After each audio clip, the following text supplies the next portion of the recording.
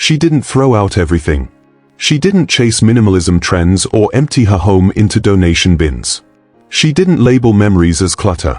She just followed 5 quiet, almost forgotten Japanese habits, and slowly, her home stopped feeling lonely. It didn't become sterile. It didn't become magazine perfect. It became alive again. Like it remembered how to breathe. This video isn't about shelves that look good on social media. It's about real spaces, your space, finally feeling peaceful again. If you're over 60 and find yourself walking through rooms filled with things you once loved, but no longer notice, or if you sit in a tidy living room but still feel mentally crowded, you're not alone. Sometimes it's not the amount of stuff. It's the energy it holds. Today, we're exploring 5 home rules from Japan that go beyond cleaning. These aren't just tips, they're small shifts that speak to the heart of what a home should feel like in this chapter of life. And by the time we reach the last one, you may never look at your things, or your space, the same way again. If your home has started to feel heavier with each passing year, like it's holding on to more than just objects, hit that like button and subscribe to Wise Aging Seniors. You don't need another list of things to toss. You just need better reasons to keep what matters, and let go of what doesn't. Meet Misayo Ruth, a 72-year-old retired librarian who spent most of her life surrounded by shelves filled with stories. Not just in books, but in objects. In every corner of her Michigan home, there was something tied to a chapter of her past. A pressed flower between pages. A teacup from her daughter's first apartment. The sweater her husband always tossed on the back of their reading chair. Her house was never messy. If anything, it was meticulously kept, spines aligned, drawers organized, kitchen spotless. But that didn't stop the ache. It wasn't about cleanliness. It was about stillness. Ever since her husband passed 5 winters ago, the quiet in her home had changed. It wasn't peaceful anymore. It was pointed. Even the sound of a spoon against a mug felt louder. Mornings felt longer. And she started to realize that even though nothing had visibly changed in her home, everything felt different. One spring afternoon, while sorting through a small side drawer, one she hadn't opened in years, she found a weathered envelope. Inside was a letter from her mother, written decades ago before she passed. It was in her mother's familiar script, soft and flowing, like she was still speaking to her. The final line was simple, but it struck something deep inside. Treat your home like a living thing, Misayo. And it will take care of you, too. She read it again. And again. It wasn't telling her to organize. It wasn't about tossing things. It was about relationship. The way you live with your home, not just in it. That line became a turning point. Misayo began to look at her space differently, not as something to fix, but something to listen to. She stopped asking, what do I need to get rid of? And started asking, what do I want to nurture? In the weeks that followed, she quietly embraced 5 Japanese habits her mother once practiced. Subtle, unspoken traditions passed through daily life rather than rules. And something began to shift. Not overnight. Not dramatically. But slowly, her home stopped feeling like a place frozen in time. It began to feel present. Gentle. Alive. These 5 habits didn't demand that she empty her shelves or strip away her history. They helped her reshape the energy of what remained. And through that, Misayo found something she hadn't felt in years, peace without pressure. Now, she shares these practices, not to teach, but to pass on what helped her feel at home again. Rule 1. Sabi Zukai. Let imperfection breathe.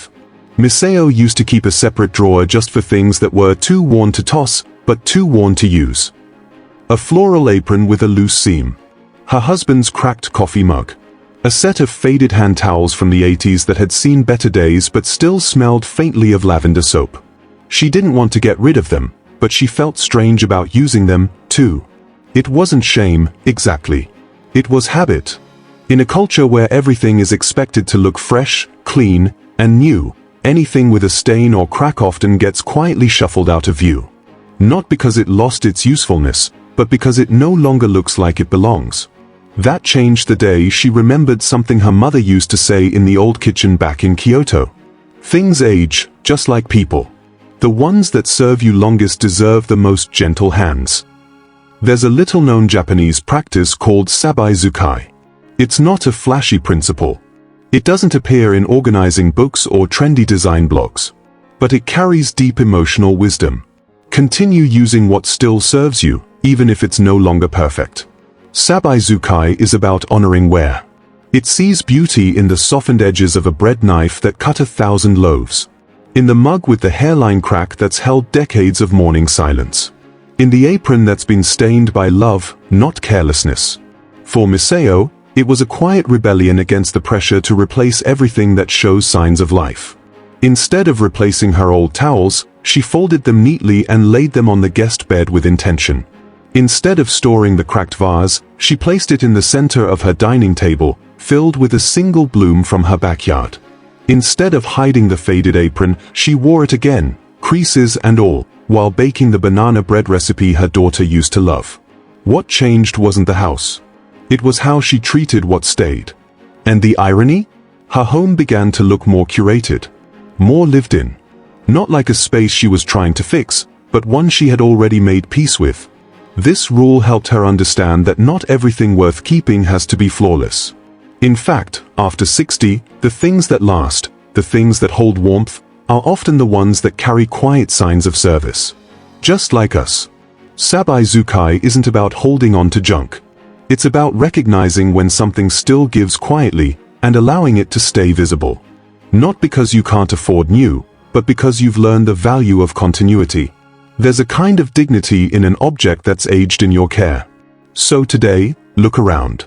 What's one worn-out, softened, slightly damaged thing in your home that you've hidden away, not because it stopped serving you, but because it no longer looked good enough? Maybe it's time to bring it back. To let it breathe again. To let it be part of your space, not because it's perfect, but because it's proven. What's one worn thing in your home that still makes you smile every time you see it? Let us know in the comments. Your memory might just remind someone else of what they've been missing.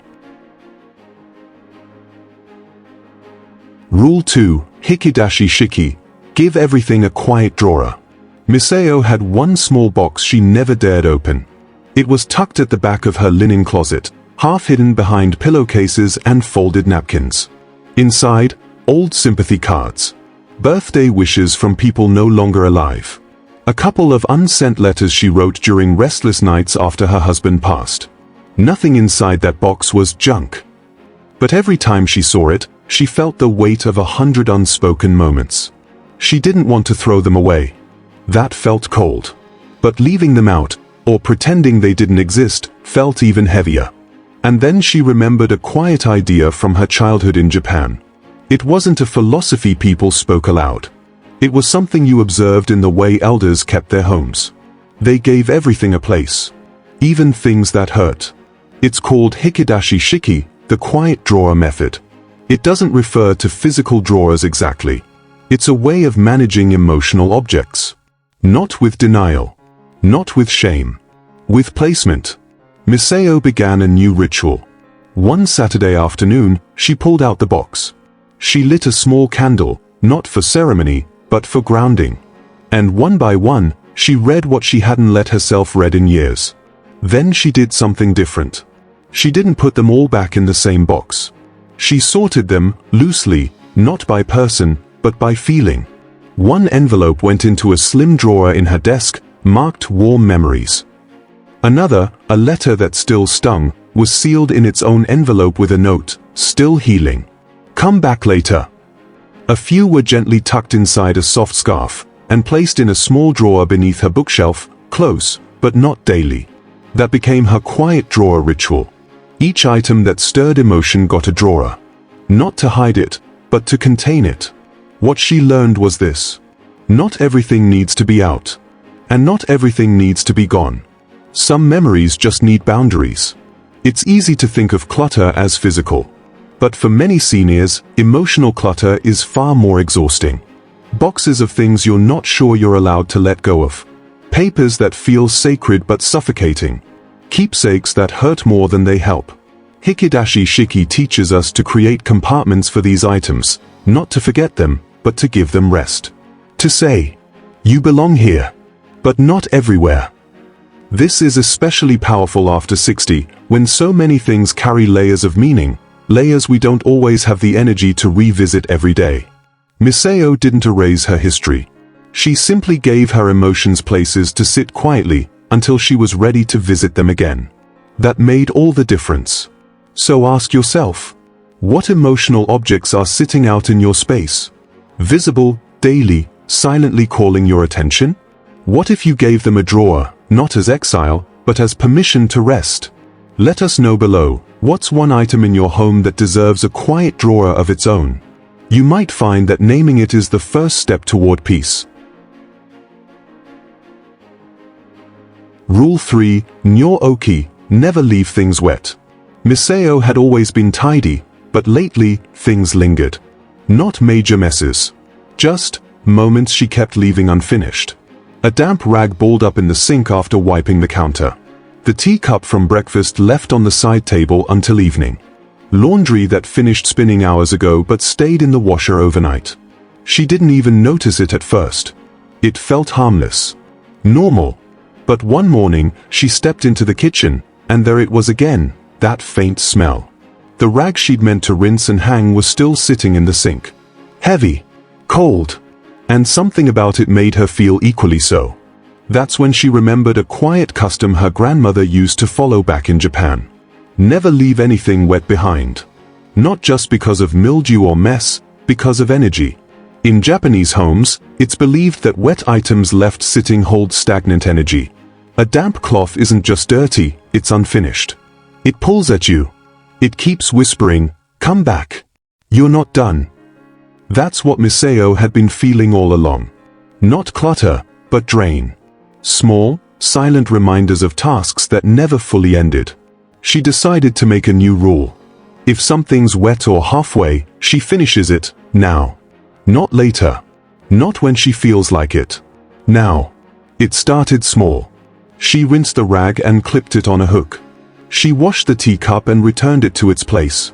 She pulled the laundry out as soon as the cycle finished, even if it meant pausing her book. These weren't grand acts. They weren't exhausting chores. But they created closure. And something strange happened. She began feeling lighter. Each completed task gave her a sense of calm she hadn't expected. Her days stopped feeling like one long thread of unfinished to-dos. There was a beginning, a middle, and, most importantly, an end. This practice wasn't about perfection. It was about restoring rhythm.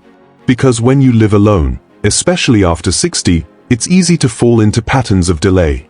You think, I'll finish it later. But later stretches, and the undone becomes the atmosphere of your home. Neoi gave Misayo permission to close loops. Not for anyone else. Not for visitors or appearances. But for herself. Because peace isn't just about how things look. It's about how they sit with you. And there's something deeply empowering about not having to revisit the same little messes over and over again. Now, when she walks through her home, there's no tug at her sleeve. No whisper from the sink. No weight from the washer. Just space that feels finished. Try it today. Not a whole house makeover, just one simple choice. If it's wet or halfway, finish it now. And see how that one habit shifts your energy. But the next rule? That's the one that completely changed how Misayo saw her things. Because it turned clutter into connection. And it might do the same for you. Rule 4, Omiage no Kokoro, the gift corner. There was a time when Misayo couldn't figure out what to do with all the almost useful items in her home. The drawer full of buttons in charming colors. A few hand-sewn dishcloths she no longer used, but couldn't part with. Dozens of old recipe cards, all still legible but stained with time. They didn't qualify as trash. They didn't exactly need to be donated either. But they sat there, waiting. Waiting for what? She wasn't sure.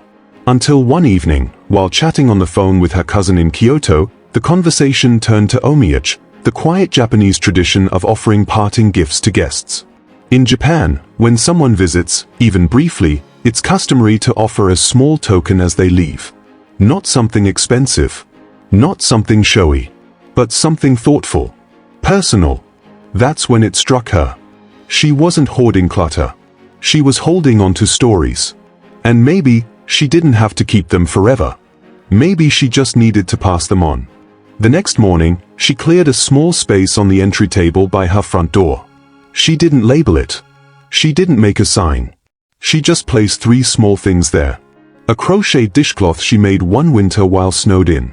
A framed black and white photo of a cherry blossom tree she took with her old camera. A handwritten recipe for sweet potato mochi, one her neighbor had once complimented. When her friend Carol came over for tea later that week, Misayo casually gestured to the table and said, "Pick one. These have lived with me long enough. I'd love for them to live with someone else now." Carol blinked, surprised, but smiled. She chose the recipe card. Before she left, she held it to her chest and said, "I'll make this next Sunday. And I'll think of you." That moment stayed with Misayo for days. She realized her home didn't feel lighter because she got rid of something. It felt lighter because she gave something meaningful. From then on, she kept a rotating gift corner. Sometimes it had a handmade bookmark. Sometimes a teacup she no longer used. Sometimes a quote scribbled on a note card. She never announced it. Never expected anything in return. But her guests began to notice. They left her home not just with full hearts, but with full hands. And slowly, the little things she couldn't bring herself to discard became bridges. This is the heart of Omiage no Kokoro, the spirit of giving from the home, not the store. And it's a powerful way for seniors to shift the narrative around clutter. It's not always about cleaning out. Sometimes, it's about letting things continue their story, just not in your space anymore. This practice gave Misayo joy, not just because she was parting with items, but because she was sharing herself in the process. Try it. Create a small area in your home, a shelf, a basket, even a windowsill. Place one item there each week. Next time someone visits, offer them the story behind it. And let them walk away with more than a visit. Let them carry a piece of you home. Because when clutter becomes connection, it's no longer clutter at all. Rule 5, Shinrin-yoku interai, nature, inside. Misayo never liked the word decorating.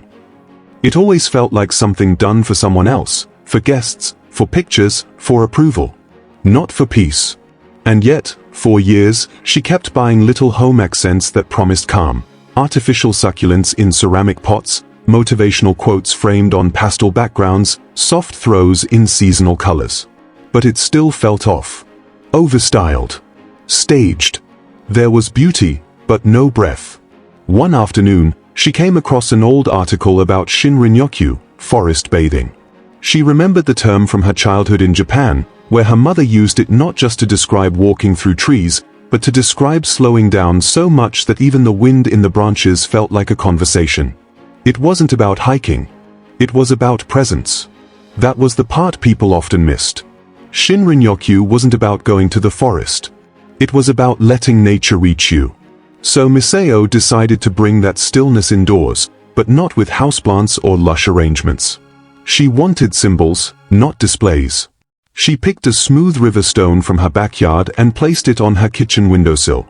Not because it matched anything, but because when the sun hit it just right, it reminded her to pause. On the bookshelf in her reading corner, she placed a pine cone from her last autumn walk. It didn't need watering. It didn't demand tending. But it grounded the room, made it feel older than the furniture. Near her front door, she leaned a dried branch against the wall. It curved slightly, imperfectly. It reminded her that nature doesn't edit itself.